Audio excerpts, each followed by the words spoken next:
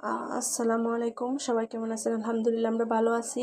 তো এখানে দেখতে পারতেছেন আমি এখানে শীতল শুটকিটা জাল করে পানি বের করে নিচ্ছি। শীতল শুটকি জাল করে পানি বের করে নিচ্ছি শুটকিটার। তো দেখতে পাচ্ছেন শুটকির পানিটা বের করে নিয়ে আজকে আমি রান্না করব শুটকি, শীতল শুটকি দিয়ে ডাটা দিয়ে মাছ দিয়ে শুটকি রান্না করব, দেখতে থাকেন। তো দেখতে পাচ্ছ এখানে পানিটাকে আমি একদম সেকে নিচ্ছি। শুটকি এখানে একটু না, শুটকির কাঁটাটা একদম নাই, কাঁটাটা ফেলে দিছি। তো আমি এখানে আপনারা দেখতে পাচ্ছেন এখানে হচ্ছে ডাটা আর আলুটাকে সুন্দর করে কেটে ধুয়ে নিছি। এখানে মাছ কেটে নিছি ছোটো ছোটো করে, আর কাঁচামরিচ রেডি করে রাখছি। আর এখানে আছে পেঁয়াজ বাটা, এখান থেকে আমি পেঁয়াজ বাটা দিয়ে দিব, আপনারা দেখতে থাকেন। এই যে পেঁয়াজ বাটা দিয়ে দিচ্ছি।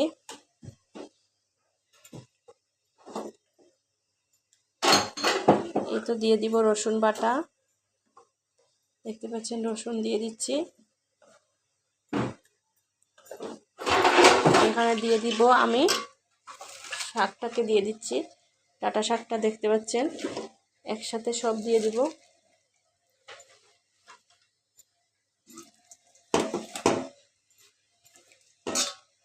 তো আপনারা একবার এইভাবে বানিয়ে খেয়ে দেখবেন, আপনাদের কাছে খেতে দারুণ লাগবে। আমি যেভাবে টিক দিছি সেভাবে। এখন আমি এখানে মাছ আছে আর কাঁচামরিচ আছে, সব একসাথে দিয়ে দিচ্ছি, আপনারা দেখতে থাকেন। তারপরে এখন একসাথে সবগুলা জাল হয়ে যাবে এই শুটকির পানির সাথে। যদি আর এক্সট্রা পানি লাগে পানি অবশ্যই দিব, কারণ শুটকিতে একটু পাতলা পানি জুল না হইলে ভালো লাগে না। তো আপনারা দেখতে থাকেন।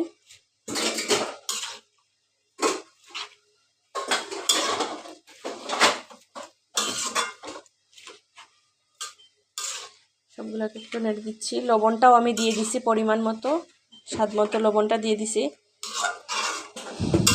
তো আপনারা দেখেন। তো দেখতে পাচ্ছ আমার প্রিয় আপু ভাই বোনেরা, এখানে আমি কাঁচামরিচ যেহেতু দিছি, এখানে আমি 1 চামচ শুকনো মরিচ দিয়ে দিচ্ছি।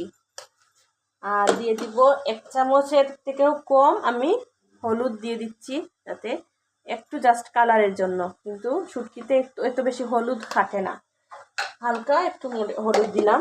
আর কাঁচামরিচ যেহেতু বেশি দিছি তাই জন্য আমি মরিচটা 1 চামচ দিছি। তো দেখতে থাকেন। দেখতে পাচ্ছ আমার প্রিয় আপু ভাই বোনেরা কীভাবে এই তরকারিটা রাখছে, দেখেন জাল হচ্ছে, সিদ্ধ হয়ে গেছে এগুলা।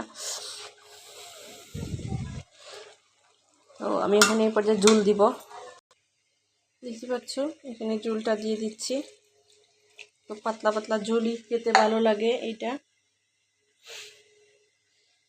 আমি আপনাদের সাথে ফাইনাল লুকস দেখাচ্ছি, দেখতে থাকেন।